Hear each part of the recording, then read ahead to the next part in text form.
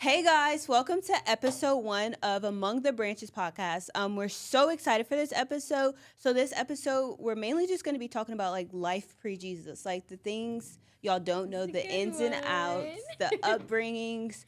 And yeah, I'm just so excited to like hear. I've heard y'all's testimonies, but I don't think I've fully heard y'all's I testimonies. don't think you've heard like all of it. Like we probably have never shared just everything, like our full testimonies yet to like anyone. Yeah. Like a deep dive into Yeah, and I'm so our excited past to life. hear this. So it's like exclusive. It's exclusive. So yeah, so I guess we'll start with Cullen. Yeah, of course. All right, testimonies. I'll start way at the beginning. I start when I was really young and start from there. So growing up, you know, I had parents growing up, parents always loved me, everything, but I grew up around older family members, older cousins, I had an older brother. So at an early age, I was very exposed to like very, what older kids start doing at Yeah. a young age Yeah. that don't know Christ and are lost, which is like sexual things and porn and stuff like that. So I would say I was like very young, like probably 13, 14. Yeah. And it started around there. And that was the biggest thing whenever I was younger was like just seeing my older cousins do it and stuff. And I was always around them. Yeah. So it was a bad moment, and not knowing Christ and stuff. I didn't know that was a bad thing. That's Yeah. what I grew up doing. I was like, this is how I have to live. This is, this is life. Like, Yeah. oh, this is so amazing and stuff. Like, this is, because that's how I always seen it from other people, how they portrayed it. Yeah. Was that it was such a good thing, Yeah. Now that I know Christ, though, that's, Yeah, and little do you know that thing is Far. literally It's just far a from it. seed planted. Exactly. So yeah, and then just continuing on down the line, starting to get into high school, I really lost myself. Cause like when I was young, I used to play baseball and stuff, and Yeah. I had a good bit of friends and stuff. But getting into high school, I really lost myself, and anxiety really hit me really bad. Yeah. So I felt like always like this dark cloud over me in school around people. I would not want to go to school. Honestly, I would never want to be at school because I felt like I was always a chubby kid. Yeah. Had no friends. Whenever I had a couple of friends, but like, they would be with the other friends telling them, kind of clowning me. Yeah. Whatever it is, just trying to make me feel bad. But I always felt like that dark cloud was over me in school. So I was lost. I felt like I had really nobody to run to. Yeah. Growing up, I felt like it was always me, and anxiety took over me, like I said, really bad. So I felt like that was just my life. Yeah. Like I You had was to lost. live with that, yeah. Exactly. Like I was like, this is the rest of my life. Like Yeah. I'm gonna deal with anxiety. Anxiety got so bad to a point where I started doing drugs. I started smoking a lot. I was smoking weed and stuff. So I was trying to comfort myself with something that wasn't comforting me at all. It was Yeah. literally making my life worse. I started getting even lazier. I started cutting off good friends Yeah. that I had in high school. I started not talking to them because I'm choosing this, and now I got a whole different group of friends, which really some of them didn't want what's best for me. Yeah. And that's very known now. Yeah. Now that I'm growing in my faith and stuff, and Yeah. they make it very known that they didn't want what's best for me. Yeah. They wanted me in that position. They wanted me to fail at life. Yeah. So, yeah, I started smoking and stuff, trying to find a way out, and my anxiety got really even worse because I had a bad experience a couple years ago while smoking. Like I just started almost tripping out. Like anxiety overtook me to where I Yeah. was throwing up, puking. Literally thought I was dying from smoking weed. Wow. And it really, really affected my life for months after that. Probably 3 years after Oh, that, it wow. affected my life. Yeah, to where I was literally in and out of hospitals. Every time I'd feel like something on my body or a pain or anything, like Yeah. I thought I was dying. I thought I had cancer. I thought, so I was Yeah. in and out the doctors, literally going to the doctors all the time. Yeah. Trying to figure out, I'm like, I know something's wrong with me. Yeah. Something has to be wrong with me. But come to find out, like every time I go to the doctors, they like, nothing's wrong with you. Like we tested everything. They did like CAT scans and all this. Even one time, So one doctor, because I went so much, one doctor, he probably just said it just to say it because I was going so much, but he found something with my heart, and you was around at that time Yeah. too. I got a phone call saying I had to put a monitor on my heart to test my blood pressure, my beats per second, whatever, yada yada. So I had to, I broke down crying because Yeah. I mean, with anxiety and stuff, like, they say that, okay, like, we have to do further tests. We think something's wrong with you. At first, they said they think I have a hole in my heart, Wow. which they told me that I broke down like for days. That's scary. Yeah, Yeah. puking, throwing up, like sick to my stomach. Literally thought I wasn't gonna wake up the next day. Wow. It was bad. So got the monitor hooked up, everything. The monitor wasn't really working, so they sent me to a higher doctor. And then I went do like full of tests where they put like this dye or something. It flows through my heart and all that. And come to find out, nothing's wrong with me. Yeah. They said I have one of the most healthiest hearts in the world. I have. Wow. They tested literally everything on my body and said, "Dude, you're fine. Wow. Like, you need to stop coming to the doctor." And it's But- so crazy because, like, whenever we got together, too, like, he still was kind of, like, in those moments. Yeah. And he'd be like, babe, like, I don't feel good. And I'm like, Cullen, that's in your head. Yeah. Like, you're fine. Yeah. But Like- that's the thing. Like, okay, so like, just people out there living with anxiety. Y'all know exactly what I'm talking Yeah. about. Like, but I've had experience to know, like, yes, what it, you're it, going it's really bad, but like, that's the thing. Like, you're not lost. Yeah. Like, you have hope. You have to turn to Jesus. Like, Jesus heals. He's a miracle worker. Yeah. Like, he fixed my life. I just told y'all how bad anxiety was in my life and the things I was choosing in life Yeah. that were strictly from the enemy and from the devil. And that's where the devil wants you. And he's going to keep you there as long as possible, as long Yeah. as you have to make that change. Yeah. You have to choose better. And I chose better. Yeah. That night, okay, so I know exactly the night that I chose better is when I seen her again for the first time. Because Aw. if y'all may know out there, some of y'all, that we were split for 9 months. And I seen her again. We was actually at a club. It was downtown at Yeah. a club. And I seen her again. And something came over me. And obviously it was Jesus. And he was like, you have to go in that club. Because like I was with a couple of family members and some friends back then and stuff. And it was like, no, it's not worth it. Like, I'm Yeah. telling you, it's not worth that's how it. the enemy works Yeah. in real life, too. Like, Right. he's in your head, and that's what people don't get either, because it's like, they think, like, whenever we say enemy this, enemy Yeah. that, like, oh, you're calling me your enemy? Like, Yeah. no. Like, spiritual warfare is real. Yeah. Like, the devil is working. Like, he is literally on your shoulder. Like, I could literally feel whenever it's, like, God talking to me and the devil talking Yeah. to me. And it's, like, God's voice is a whisper, and he's telling you to do the right thing. Like, Yeah. God is not going to tell you to sit there and pick up that bottle of alcohol and be like, yeah, Literally. make sure, like, you drink that Yeah. whole bottle. No, that's Yeah. the enemy. Like, you don't need all that. You know Yeah. what I'm saying? Exactly. And like I remember my favorite, she's a prophet and she came on the podcast and she was like, anytime like you have like anxiety, like anything like that, it's because you replace, like you have a counterfeit Yep. counterfeit comforter. Like the Holy Spirit is your comforter. Yep. So it's like anxiety was your comforter. Yep. And what kind of comfort is anxiety? And that's just so good because I also struggled really, really bad with anxiety. Mm-hmm. But it wasn't even like I don't want to say it wasn't a bad anxiety, but I was just always like stressed. I'm like, oh my gosh, like I have to pass this test. Like Right. I was just overly stressed.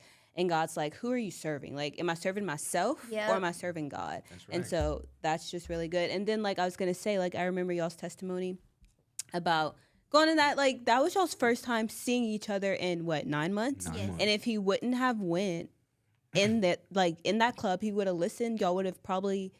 Do you think y'all would have been back together? Honestly, no, because when we wasn't together, I thought it was over. Yeah. After that, We both were thinking that. Yeah. yeah, after like that 2-month break that we was taking, we was broken up for 2 months. Yeah. After about that 2 months and stuff, I'm like, that's it. Like, Lex Co is done forever. And let me tell you, like, so I knew like it was over with, but like I would talk about him so much. Like, you can ask like my best friend at the time, like probably every day I had something to say about Cullen. Like, Wow. she would come do stuff with me and everything, and I would be like, oh, me and Cullen used to do this. Yeah. Or like I would constantly talk about him. It wasn't like in hateful ways or anything. Yeah. Like, oh, like forget him. Like, Yeah. I'm never gonna be with him. Like, he wasn't that ex where I was like, yeah, I'm never gonna be with him again, Yeah. girl. Like, no, I still had like a lot of love for him. Like, Yeah. I already told y'all, like, I would always pray for him and stuff. Like, I was on my own walk Yeah.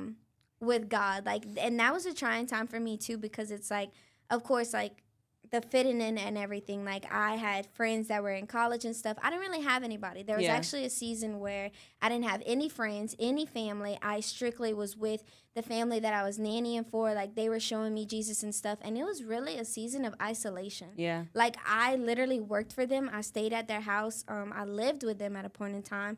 And I would just be there 24/7. I might go out and do stuff, but that was like probably like a month or two like after I started like talking to God and stuff. Yeah. And then I found friends. Like, I was still doing stuff by myself, like going to get my nails done and everything. Like, I was by myself. I was sitting in the kitchen reading my Bible by myself. Like, I was just always by myself.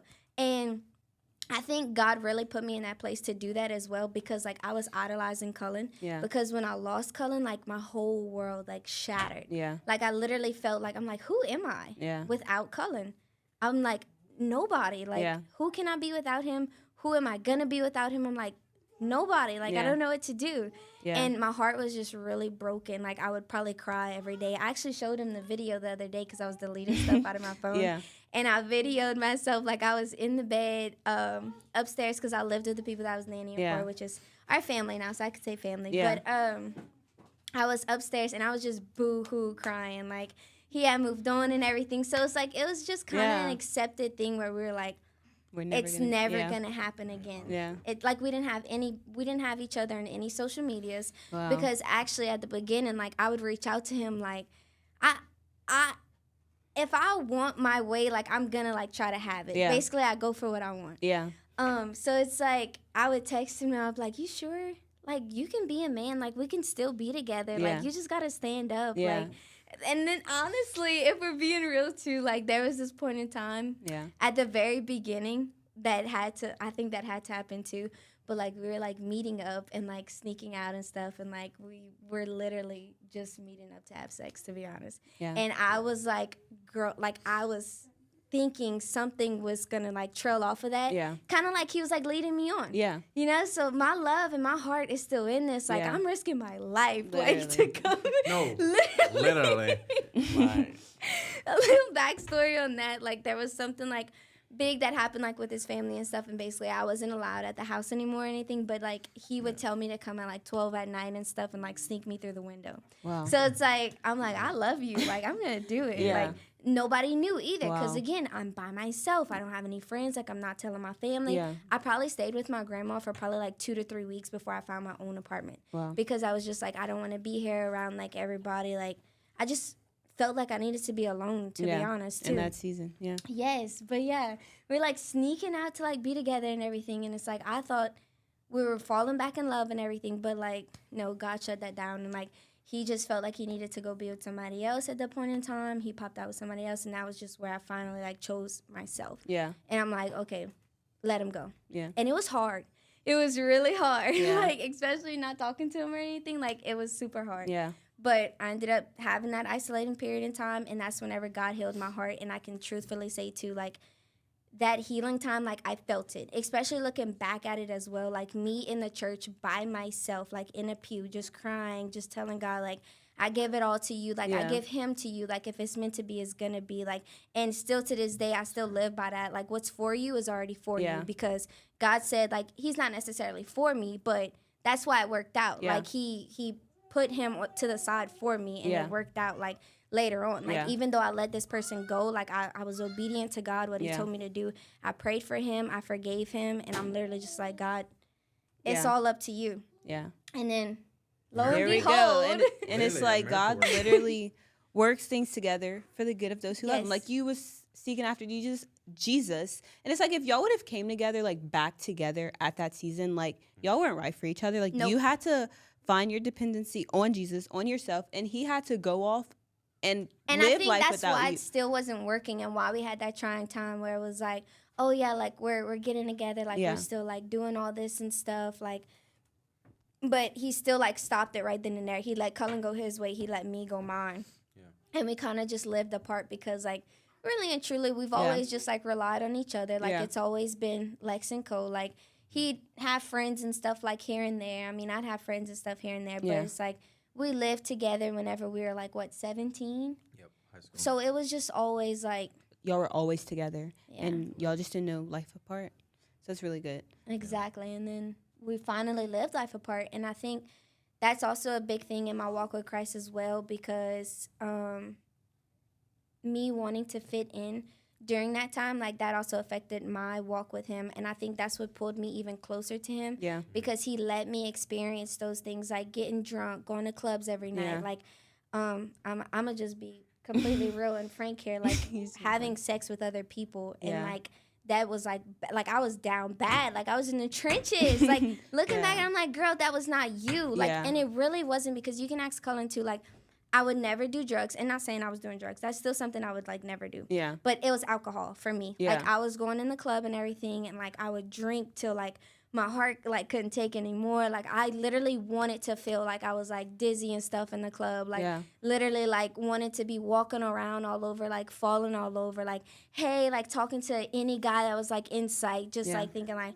oh, yeah, this is the life. Like, I've never been so happy. Like, you want to go Wednesday night? You want to go Saturday night? Like, Yeah. oh, y'all can come to our house. Like, let's go drink. And like, thinking like this was it. Yeah. And it wasn't. Yeah. And all through high school and stuff, like, I was never that person. I never drunk. I'm never, like, I drank, like, before. I'm Yeah. not saying, like, I would never Yeah. drank before. But I was never the type to be like, oh, I love alcohol, or, like, I need it. I want to smoke like y'all are smoking. Like, I never Yeah. really, like, grown to that, if Yeah. that makes sense. But having that time period where I got to experience all that, I feel like that was God showing me, like, the life I didn't want to live. Yeah. Because, like, in the moment, I thought, like, oh, yeah, like, we're living This the is the life. yeah. Like, who's Cullen? Like, yeah. Literally. And it's so crazy because even us getting back together after we met that night in the club, I told him, like, the Jesus in me was telling him, like, if we're going to be together, you need to step up. Yeah. Because this is not going to work out if you're not going to step up. And it's like, for me, like, God has always shown me, like, the better and, like, what he has planned for us, or, like, Yeah. what we can get to. So it's like, I'm always chasing that. Yeah. And, like, I had to tell him, like, you're always, like, bringing me down. Like, you take me away from those things. So Yeah. if you want to, like, Be with be me. together, Yeah. like, we got to go together. Like, we Yeah. have to be in this together. Yeah. And that's whenever, like, you finally, like. Yeah, that Yeah. you know, that's where I really stepped up and grew after that night. You know, I it was like she's so in love with God, and Yeah.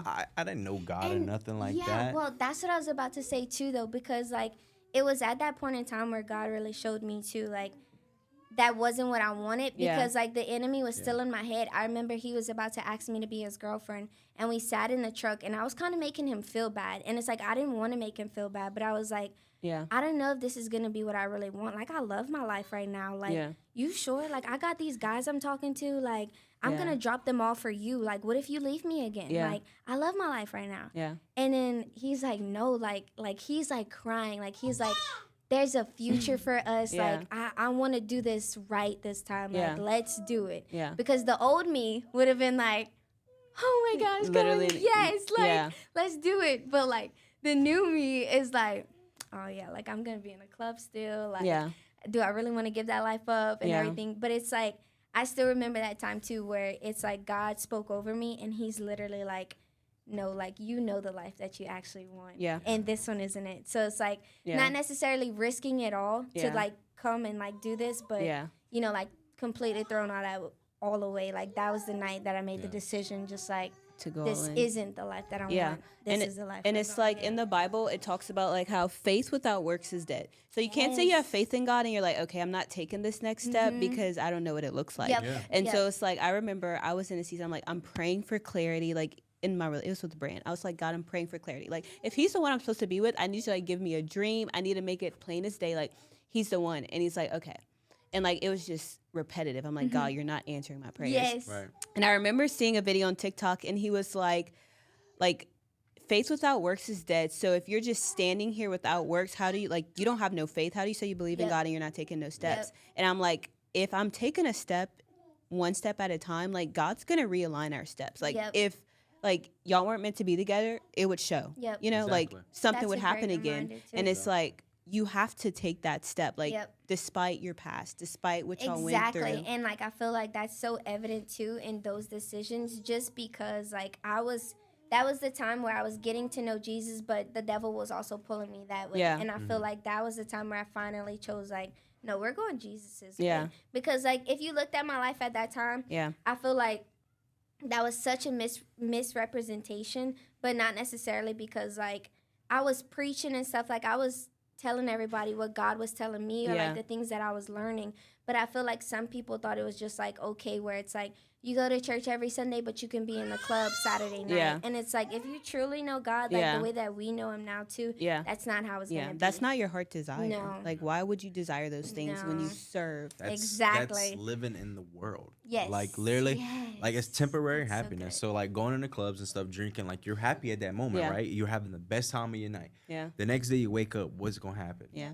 Like and It's next all week, gone. exactly. Now you're back in reality. And next week you're gonna forget about it. But when you were following Christ and you're learning about Christ, like you never it's forget. every day. It's constant. Yeah. It's an eternity. And people think Exactly. it's so easy because it's It's like not. I'm like God, like they're now living for you and their life looks better than mine. Oh my like gosh, what's going on? Like so yes. should I just switch sides? And it's like no, I have to make the decision every single day. But you have to trust him. And he, I mean, in the end, like he's gonna like uphold to like what he's taught. Yeah. You know, like everything is gonna work out. Like you're gonna be led like closer to the kingdom. You're gonna bear your fruit. Like it's just so amazing. Like whenever you truly look at it and you're like, okay, like God did that. Like God does this. did. Like it was hard. Yeah. It was hard to make these decisions. Yeah. But like Look where God, he rewarded you. Like you're being obedient. Though. Yeah. Like it's gonna come. Exactly. Like that, like we talked about at the retreat, it's kind of like a test, you know. Yes. All those That's so things that good. you've been through is a test, and it's if you can overcome those, you will be rewarded by Christ. Yep. Like, and I've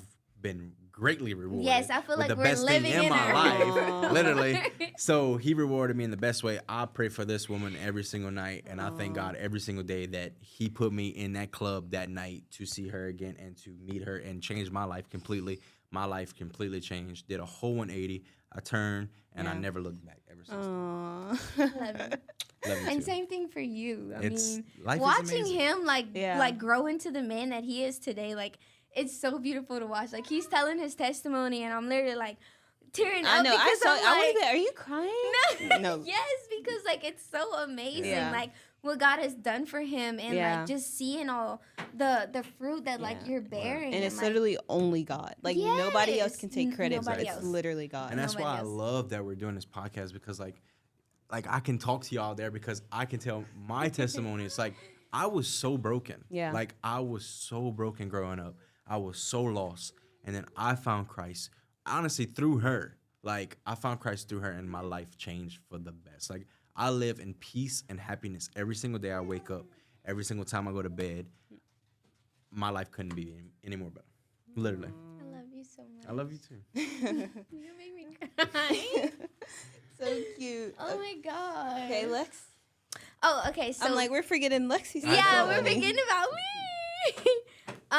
So where do I start with mine? So mine, I feel like pretty much everybody has gotten like the gist of that. But I did not grow up with my mom and my dad in my life. Like, they basically weren't in the same household as me. I did know my mom and dad. I still know my mom and dad. To this day, my relationship with my dad is non-existent. The relationship with my mom, she still goes through things to this day. Like, that's why I fight so hard too, and that's why we talk about generational curses as well. Yeah. Just because it's like I see the things that my mom, I see the things that my family fight with, and sometimes they don't even realize it. Yeah. And it's not out of a judgmental way or anything. It's just like I know better or I'm learning better, so I'm gonna do better. And some things like I didn't actually see, I just like know, like I wasn't actually like around it. But I did live with my mom until I was probably like 4 or something. But like I tell Cullen all the time, what I can remember is the day that I went with my grandma, I think she had some kind of something with like the cops and stuff and like her boyfriend that she was with at the time. And I ended up just having to go live with my Meemaw. And then I lived with my Meemaw my whole life. My Meemaw gave me an amazing life. My Meemaw is a woman that I've seen pray every single night, probably pray every single morning. She wasn't the type to go to church like every Sunday, but God is definitely a big part of her life. And I truly do feel like the reason why like Jesus like clung to me so hard too is because of the prayers that my Meemaw was praying. Yeah. Because there ain't no way. Like I know I had other people praying for me and stuff, but like when I truly think about it, I'm like, because I didn't find God on my own. Yeah. But at those times, I'm like, I've literally watched my grandma pray like every single night, me just growing up with her. And like, she's always wanted the best for her family and stuff, but everybody has their own choice of free will. Yeah. It's so easy to look at what the enemy is dangling in front of you and just be like, okay, I'm going to go get that. Yeah. Like, I prefer that. Yeah. Because you don't know like what God can do for you, or it's just too hard Yeah. to go God's way sometime. But I feel like I was one of the few to just be like, no, I'm going God's way. Yeah. And I think he has just been like rewarding me through all of that. But my dad is very like disrespectful and stuff. Like, he is on drugs like heavily. We had a relationship at one point in time where I would go to his house every weekend, but he was a drug dealer. I mean, he probably still is a drug dealer right now, I'm not even gonna lie. But that's just not something like I wanted to be around. Yeah. I wanted a relationship with my dad so bad. And it's like, as I got older, it's just like, I'm not chasing that. Yeah. Like, and I don't want Colson thinking like she has to chase love that's like Yeah. toxic to Yeah. be around, Yeah. because you don't have to be around that. Like, Yeah. you're gonna know like pure and like good love. Like, Yeah. I feel like we went through things so that our daughter doesn't have to, so that our Yeah. children doesn't have to. Yeah. Like, now we know better, so Yeah. like we're doing better. Yeah. But yeah, so he was like on drugs and stuff, and there was actually a point in time where he actually like called me to be word and stuff, and like he told me like he hopes like I die and stuff. Oh, And wow. like, it's literally like, I know that's nothing but the devil. Like, Yeah. some people don't really know like the devil, like, It's a demon. yes, Possessed people are probably. on assignments from the enemy and don't even know it, or Yeah. like they literally have demons like over them Yeah. and don't even know it. And Yeah. it's like, discernment is real too, because like if I can feel or if I can see that demon on you, like Yeah. while we're talking or like while I'm in the same room, Yeah. I'm not putting myself in that room again. Yeah. Yeah. Literally. I just- so, like, God puts it in our heart that Yes. we feel that. Yes. Like, we really do feel that. Yeah. And it's like, it's so crazy because like I understand, because I was that person at one time that didn't know about the demons and stuff, or like knowing like how it felt to be around them and everything, but now I am. Yeah. So it's like, I'm not trying to be like mean or hurtful or anything, but it's like, I just don't want to be around it. I Yeah. want better for our family, our life, Exactly. like all around us. Yeah. But yeah, so I didn't have a relationship much. Like, I have a relationship with my mom somewhat right now. I definitely pray for her a lot as well. She is in Colson's life, but I just didn't grow up with my parents, and I think there was a void there, Yeah. me growing up, and that was like something that Jesus ended up coming fill Yeah. as well, because like I dealt with a lot of anger and stuff. I tried to commit suicide probably 2 or 3 times. I'm gonna be 100% real, because I felt like nobody loved me. My Yeah. grandma's here, but she don't know how to like, Mhm. she don't know how to deal with that. Like, Yeah. when I tell you, there was literally one time where I probably just didn't get what I wanted, right? Yeah. Or like, she didn't let me go to like the things with my friends and stuff. Yeah. So, or I couldn't have the same things that everybody else had. Like, I didn't have a phone until I bought my phone at like 17, 18. But I remember it was like one Christmas, and I think it just wasn't the Christmas that like I wanted, like at Yeah. all. Like, I probably didn't get anything or like get much at all. And my family isn't rich at all. And I'm Yeah. not saying like it's about materialistic Yeah. things or anything, because you can't take them to heaven anyways. But I just remember feeling like really alone. And I think like he wasn't talking to me or something either. Maybe it was one of those times where we had like broken up or Yeah. something. But Yeah. I tried to go to a party and stuff, and then I got back and like I was in trouble and everything, and I was just like, nobody loves me. Yeah. Like, what is going on? Like, literally. And then like my uncle, like I was trying to fight him and stuff, like physically fight, because something that I've always dealt with too is like anger.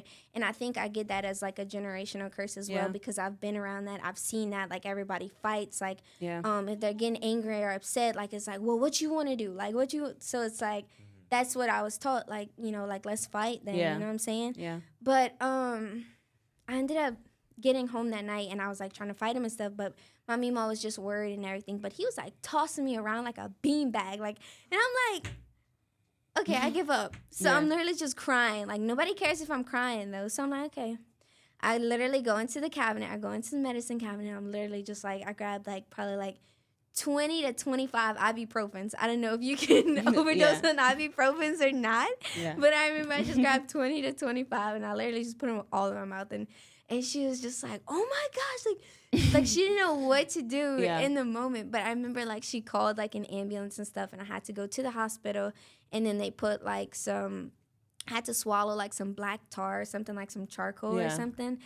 And then I ended up having to go to like a behavioral institute. Yeah. I guess she had me like institutionalized, and that felt like not necessarily a jail, but it felt like a jail. But I think that was really good for me too, because that was like moments where it's like I truly wanted to change then as well. And that's just like on a childhood wise, like I wanted better for my life and stuff. Like I realized I was acting out of anger and everything. Like my grandma was here trying to like take care of me and stuff. Like I would even like push her and stuff sometimes, like if I was really mad, and like I still apologize to her to this day for like stuff like that. But it's like I didn't know what to do with my anger. I didn't know how to deal with it, and I just felt completely alone or completely unseen. Like some things I would talk to her about or something, or like she'd still just be like sitting in the chair watching her TV, or like I'd go to bed, she'd go to bed at night and I'd be in the chair crying like over Cullen or something, and like she doesn't know, or like she doesn't care. So it's like I truly felt like, and then she wouldn't let me go with friends or anything, so I felt like I had literally nobody.